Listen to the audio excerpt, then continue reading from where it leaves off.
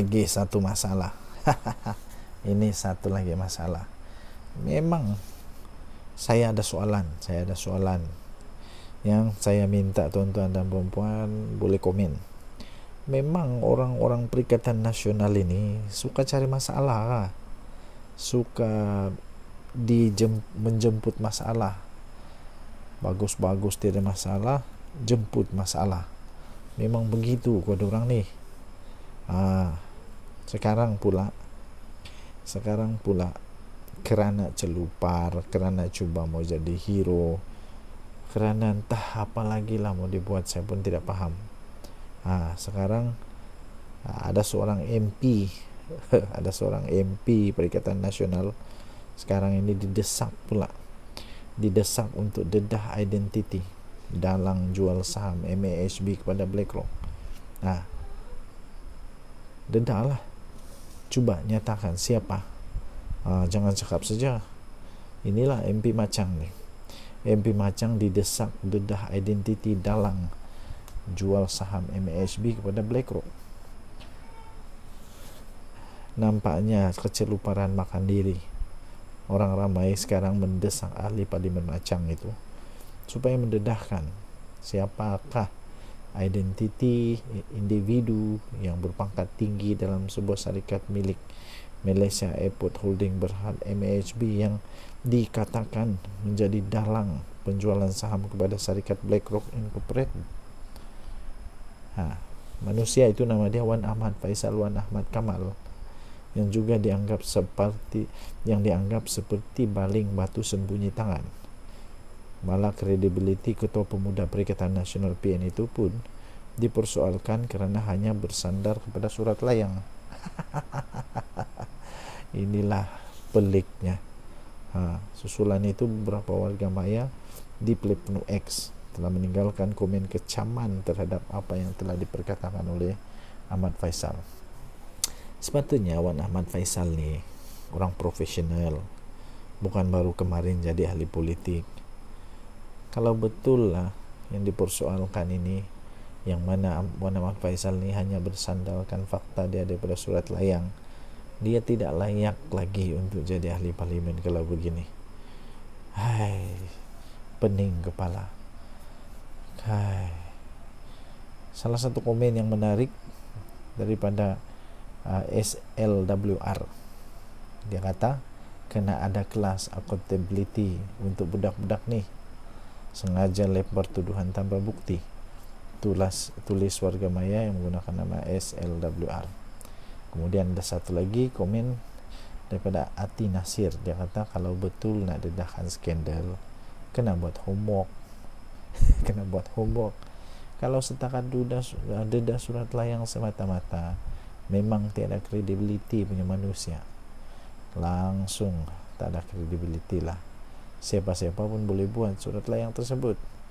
Wan Ahmad Faisal nak tunjuk bijak, tapi surat layang kata Ati Nasir, memang memalukan betul lah. Semalam ketika membahaskan laporan tahunan dan penyata kewangan Akta Suruhanjaya Hak Asasi Manusia Suhakam 2021-2022 Dewan Rakyat, Wan Ahmad Faisal dilapor mendedahkan bahawa beliau menerima surat layang daripada orang dalam di KWSP berhubung isu berkenaan. Surat layang. Wan Ahmad Faisal, carilah fakta, jangan surat layang. Nanti kalau nenek saya bagi surat layang, takkan itu pun percaya juga kan. Pelik. Salam sejahtera Malaysia. Tunjuk nanti Suara Rakyat bergema di channel ini. Ini satu lagi, belum habis-habis lagi cerita. Kali ini 3 parti politik Kerajaan Perpaduan membuat laporan polis terhadap MP Macang. Apa cerita dengan dia lagi? Takkan fitnah lagi. Wakil daripada 3 parti politik dalam Kerajaan Perpaduan dan wakil daripada Jawatan Kuasa Pembangunan dan Keselamatan Kampung Persekutuan atau JPKKP Parlimen Macang telah tampil membuat laporan polis terhadap ahli Parlimen Macang daripada bersatu, iaitu Wan Ahmad Faisal, Wan Ahmad Kamal pada hari ini. Habislah. Naib Ketua UMNO bahagian Machang Muhammad Fakharuddin Ismail berkata, laporan polis oleh beliau dan wakil daripada Amanah serta PKR dibuat berikutan dakwaan oleh Wan Ahmad Faisal semalam, yang beliau mengatakan bahawa peruntukan kepada ahli parlimen terbabit dilencongkan kepada parti politik yang menyokong kerajaan perpaduan. Ini betul-betul fitnah paling teruk. Beliau berkata pihaknya menafikan sekeras-kerasnya kenyataan ahli parlimen Machang itu yang dianggapnya fitnah, berniat jahat, selain mempunyai pandangan serong terhadap parti-parti politik kerajaan perpaduan. Kata kenyataan yang dikeluarkan oleh Wan Ahmad Faisal itu adalah fitnah, dan kami wakil dari parti politik kerajaan perpaduan menafikan dakwaan itu. Kami tidak menerima sebarang peruntukan seperti didakwa beliau. Dakwaan dilontarkan itu tidak masuk akal. Sepatutnya beliau perlu cakap berpaksikan kepada fakta. Malah tidak pernah berlaku dalam sejarah peruntukan dari kerajaan untuk parlimen dilencongkan kepada parti-parti politik dakwanya. Ini baru betul. Berani kerana benar. Kali ini betul. Kalau memang fitnah, buat laporan polis, lawan di mahkamah, bukan cakap-cakap saja di belakang. Ini baru betul. Beliau berkata demikian selepas beliau membuat laporan polis di Ibu Pejabat Polis Daerah Machang hari ini. Wan Ahmad Faisal boleh bankrupt kali ini. Boleh bankrupt kali ini kalau ada lagi dia kena saman kah, kena suruh bayar fitnah kah.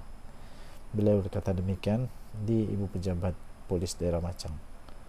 Kira-kira 100 penyokong kerajaan turut berhimpun di sini bagi menyatakan sokongan, di samping sebagai tanda protes secara aman terhadap Wan Ahmad Faisal. Semalam, media melaporkan Wan Ahmad Faisal mendakwa peruntukan yang sepatutnya diterima sebagai wakil rakyat telah dilencongkan kepada parti politik yang menyokong kerajaan perpaduan. Muhammad Fakharuddin berkata pihaknya berharap polis akan mengambil tindakan terhadap ahli parlimen itu sebagai pengajaran. Ini kalilah ini kalilah Wan Ahmad Faisal. Bagus-bagus, tidak masalah, cari masalah. Bagus-bagus, tidak kes, cari kes. Bagus-bagus, dia satu orang yang macam tidak apa-apa kena mahkamah. Sekarang dia pula pun kena ikut mahkamah juga. Setakat ini Muhyiddin ada kes mahkamah, lepas tu Wan Saiful Wanjan ada. Kali ini Wan Ahmad Faisal pula cari masalah sendiri. Tak ada masalah, cipta masalah. Rasakanlah. Kesian. Salam sejahtera Malaysia, tunjuk di Suara Rakyat bergema di channel ini. Tuan-tuan dan puan-puan yang dihormati sekalian, ada orang buat spekulasi terbaru dan saya pun ditanyalah apa pendapat saya dengan perkara ini, yaitu kalaulah UMNO keluar daripada kerajaan, Zahid Hamidi kah jadi Perdana Menteri Malaysia yang baru? Saya kata tidak mungkin. Tidak mungkin Zahid Hamidi boleh jadi Perdana Menteri yang baru. Pada pendapat saya, ini pendapat saya saja. Ada manusia ini dia memang dicipta. Ada manusia ini memang dicipta untuk bukan jadi nomor 1, tapi dia bagus jadi nomor 2. Ada manusia ini dia memang dicipta tak boleh jadi bos paling besar, tapi dia jadi bos nomor 2 yang terbaik. Jadi saya pikir Zahid Hamidi macam begitu. Zahid Hamidi, saya rasa ini pendapat saya secara pribadi, Zahid Hamidi memang dicipta menjadi nomor 2 saja, tidak boleh jadi nomor 1. Jadi lagipun Zahid Hamidi banyak kes lah sekarang. Dia banyak kes, dan walaupun ada kes-kes yang sudah dimenang semua tu kan, tapi saya fikir tidak sesuai untuk Zahid Hamidi jadi Perdana Menteri Malaysia. apalagi kalau dengan UMNO.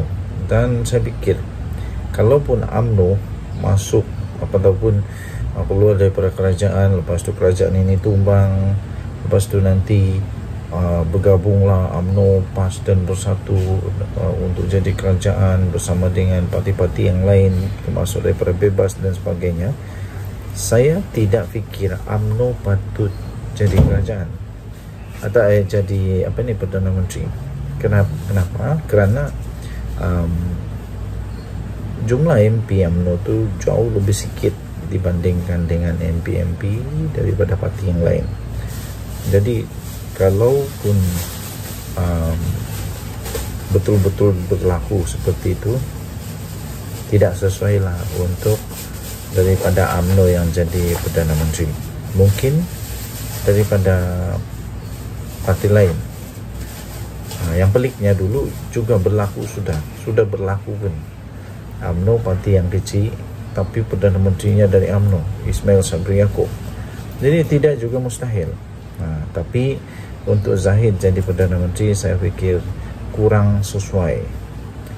Apapun pendapat masing-masing, ada masing-masing pendapat. Dan kalau Zahid jadi Perdana Menteri, pasti parti-parti yang bergabung dengan diorang ini akan jadi tidak juga stabil lah, sebab akan ada ahli-ahli dalam parti, MP-MP dalam parti yang bergabung tidak puas hati, pada akhirnya akan menyebabkan ketidakstabilan berlaku sekali lagi. Jadi tuan-tuan dan puan-puan yang dihormati sekalian, minta maaflah pada Zahid Hamidi, sebab pada pendapat saya Zahid Hamidi tidak boleh jadi Perdana Menteri. Bukan tidak layak, tapi mungkin dia dicipta bukan untuk jadi Perdana Menteri lah. Mungkin dia dicipta untuk jadi timbalan Perdana Menteri saja sampai bila-bila. Ya, mungkin kalau UMNO jadi kuat semula pun bukan Zahid jadi Perdana Menteri. Mungkin ada orang lain. Kita tunggu saja apa yang akan datang. Denyut Nadi Suara Rakyat bergema di channel ini. Bye-bye. Salam sejahtera Malaysia, Denyut Nadi Suara Rakyat bergema di channel ini. Ini 5 kenyataan paling lawak. 5 kenyataan paling lawak sepinggu. Sepinggu. 5 kenyataan paling lawak seminggu kempen PN di PRK Sungai Bakap. Awas jangan ketawa. Kalau ketawa kena bayar RM10.000. Berbagai kenyataan lawak yang menjadi bahan sindiran orang ramai muncul sepanjang seminggu kempen yang dilaksanakan oleh Perikatan Nasional pada pilihan raya kecil untuk Duns Sungai Bakap. Berikut adalah senarai yang paling lucu. Nombor 1, bermula daripada 6 Julai yang lalu, daripada dulu sampailah dalam minggu pertama nih. Jadi perkara pertama yang lucu ialah calon PN ada ISO 14001. Ini buat kali pertamanya lawak di bumi.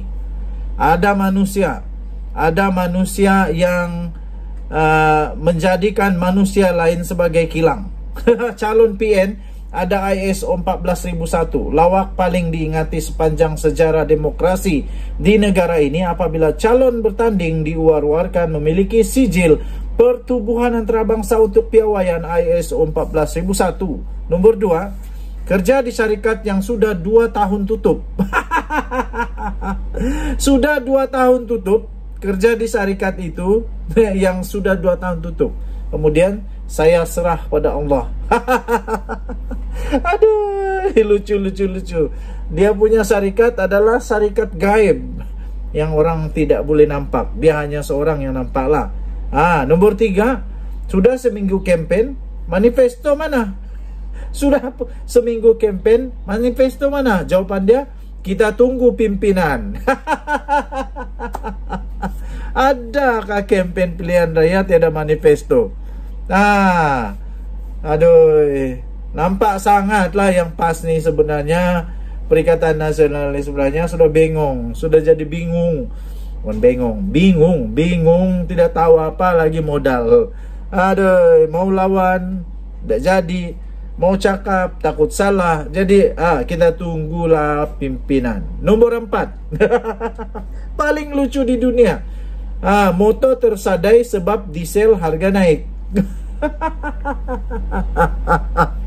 Aduh, sakit kepala aku, pankreas pun sakit, saya punya bawah pinggang pun tiba-tiba rasa macam geli.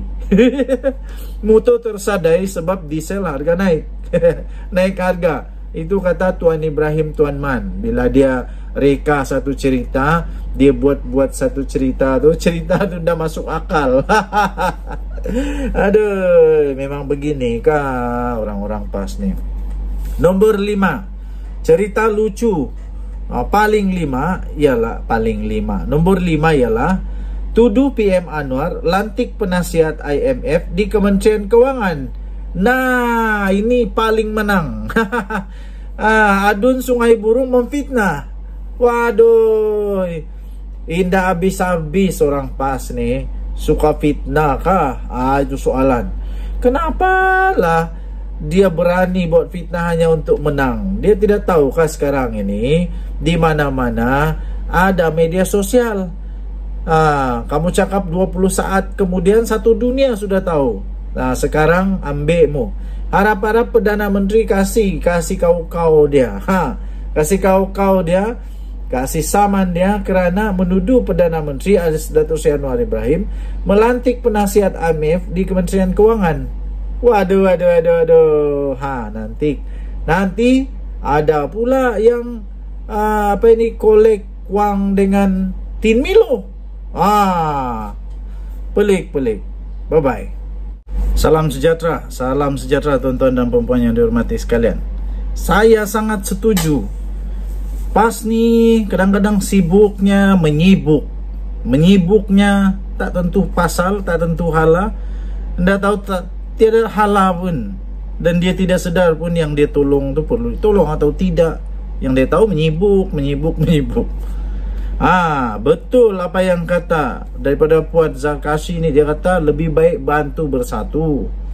Lebih baik PAS bantulah bersatu. Yang sekarang nyawa-nyawa ikan. Tahu tak? PAS tahu tak? Sedar tak? Sebenarnya yang nyawa-nyawa ikan ni sekarang ini adalah bersatu. Sudah 6 MP dia keluar tahu, 1 adun. Jadi yang mau dibantu itu PAS, bukan BN, bukan UMNO. Tidak ada MP UMNO yang keluar. Malah dikatakan UMNO sekarang makin kuat. Yang bersatu sekarang nih yang makin hancur tahu. Jadi PAS, janganlah TGG konon mau tolong UMNO. Lebih baiklah tolong bersatu. Yang sekarang nih nyawa-nyawa ikan. Ahli MKT UMNO itu menyarankan PAS menolonglah sekutunya dalam Perikatan Nasional berbanding cuba menyelamatkan UMNO. Kenapa? PAS sudah tidak berminat dengan bersatu kah? Kenapa? PAS sudah puas dengan bersatu, sekarang mau main kolam lain pula. Aduh, jangan buat macam tu. Nanti lama-lama kena cop parti kolam.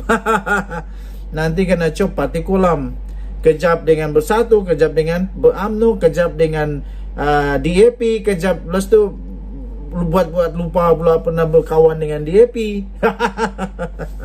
Aduh hai. Ahli Majlis Kerja Tertinggi UMNO Puan Zarkashi menasihatkan dan menyarankan rekan sekutunya PAS itu membantu rakan sekutunya. Rakan sekutu PAS maksud saya. Rakan sekutu PAS yang dibantu bukan UMNO. UMNO tidak perlu diselamat. Dia sudah dalam kerajaan, cukup kuat, sudah tahu, cukup kuat. Dan semakin kuat. Yang sekarang makin berkecai ini bersatu. Pemimpinnya banyak rasuah, anak-anak pemimpinnya, keluarga kerabat pemimpinnya banyak yang kena siasat dengan rasuah, macam-macam. Muhyiddin sendiri pun dalam masalah, Wan Saiful Wanjan dalam masalah, Hamzah Zainuddin punya anak dalam masalah, banyak lagi yang dalam masalah. Jadi tuan-tuan dan puan-puan, ini respon Puan Zarkashi kepada ajakan daripada Ketua Penerangan PAS Ahmad Fadli Syari agar ahli UMNO menyokong PN termasuk pada PRK Sungai Bakap. Ahli PAS baguslah sokong PHBN. Jadi baguskah begitu? Lebih baik berkempen, bantulah bersatu, bantu PAS. Lebih baik PAS bantu bersatu, yang tinggal nyawa-nyawa ikan.